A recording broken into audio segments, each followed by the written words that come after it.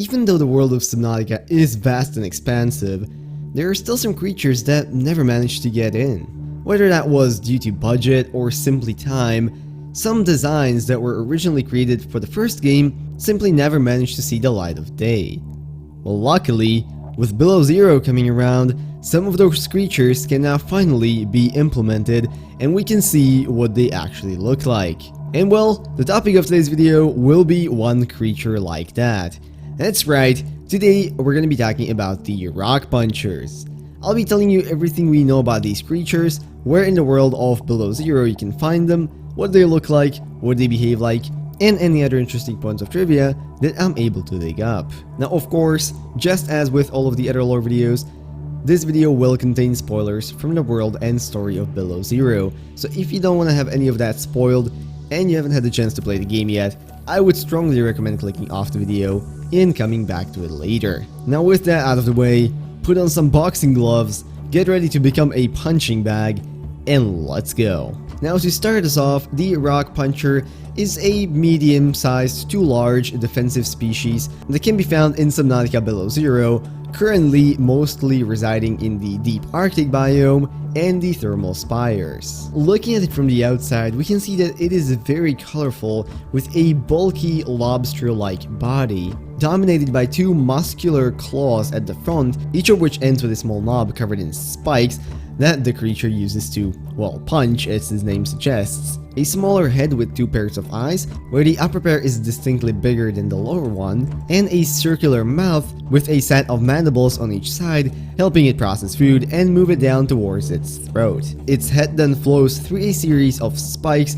into its burly upper body, which is donned with three strong legs on each side that this creature uses to move around, having two small protrusions on each leg to help it stick to the surface that it often maneuvers around. Finally, running down the back of its body through several layers of chitinous plating, we can see a very powerful tail that it uses in conjunction with its legs to move around the environment. In terms of colors, the most prevalent tone is dark bluish green around the core of its body, with some extra yellow and red moving towards the bottom of its legs and the knobs on its arms. It is also worth noting that looking at it from the top, the markings on its back actually make a pretty cute smiley face, which I just think is adorable. Now in terms of how they behave in the wild, usually they will simply stroll around the bottom of the seabed, mostly just minding their own business until something aggressive approaches them, at which point they will attack. It is worth noting here that it seems to have a very high tolerance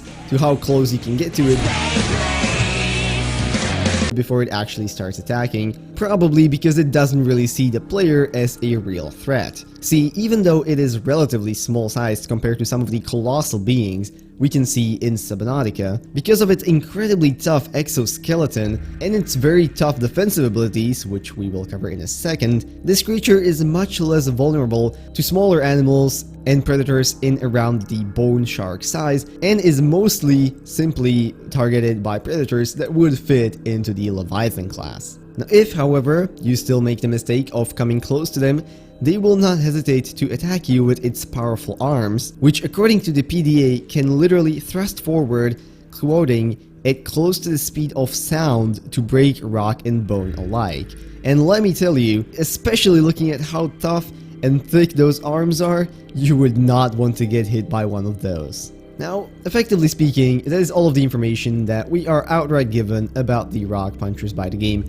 at least in the meantime, even though, of course, as more Below Zero updates are pushed out there, we might get more information, and this video might in the future even need an update. However, before we end off, there are a few more things I'd like to cover that I just find kind of interesting. Now first of all, I did mention this in my Rock Grub lore video, even though in the game files, the rock grubs were referred to as rock puncher larvae, it seems much more likely that they are in fact intended to be the primary food source for the rock puncher, not only due to the Trello card, which later renamed them to rock puncher food, but also because we already know from their behavior that rock grubs tend to stick to rocks and suck out nutrients from them, which would definitely fit with the behavior we observe with the rock puncher, mostly clinging to walls, breaking them apart, and trying to find, well, the rock grubs. Now, if you thought that the rock puncher looked kinda crazy, you might be interested to know that there is actually a real-life animal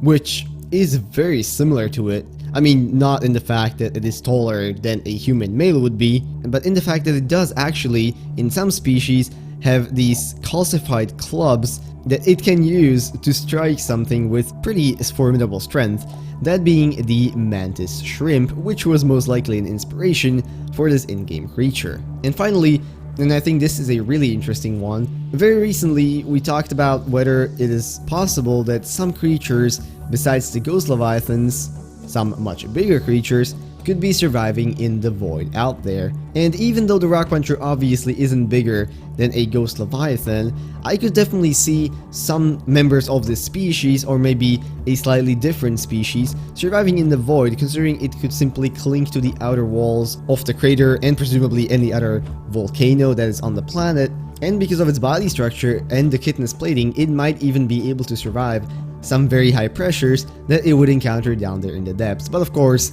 that is just a theory and there is no way for us to currently confirm it in the game. But anyways, with that is all of the information I was able to dig up on the rock puncher. So I hope you guys enjoyed and learned at least something new about the wonderful world of Subnautica below zero. If you liked the video, maybe consider leaving a like, commenting, or subscribing. All of those would be very much appreciated. And if there is something I missed or a theory that you'd like to cover, make sure to leave that down in the comments below as well. I would very much like to read both of those things. Now with that, I'm gonna wish you a beautiful rest of today, and I'll see you all in whatever next video I make.